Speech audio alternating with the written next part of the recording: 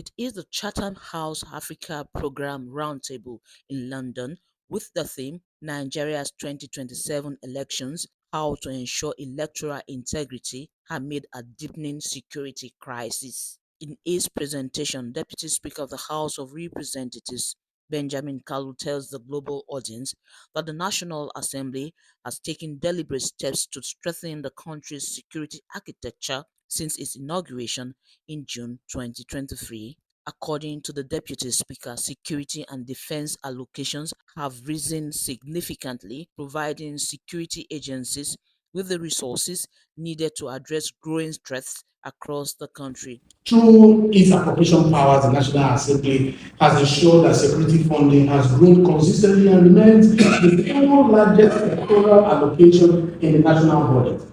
Since 10th Assembly commenced in June 2023, security and defense allocation has risen from 2.98 trillion naira to 5.41 trillion naira in the 2026 budget, an increase of over 81% in 3 years, and the single largest sectoral allocation for 3 consecutive years. Beyond funding, he says House committees are working closely with the executive arm of government and security agencies to monitor spending and ensure effective implementation of security-related projects and programs.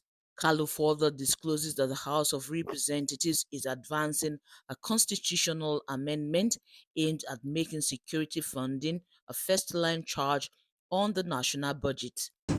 We are also advancing a constitutional amendment to make security funding the first line charge of the national budget. The until is released before other lines and removing it entirely from the uncertainty of discretionary timing. We believe it will pass because the protection of citizens is not a budget item that should compete for space. He further reveals that out of more than 1,500 substantive motions considered by the House between June 2023 and June 2026, about 400 focused on security challenges, including banditry, kidnappings, attacks on farming communities, and the protection of vulnerable populations. These interventions, he notes, have resulted in concrete actions such as the summoning of security chiefs, directives for the recruitment of forest guards, commitments to safeguard schools in high-risk areas, and calls for the establishment of permanent security outposts in vulnerable communities. Henrietta Momodu, EBS News.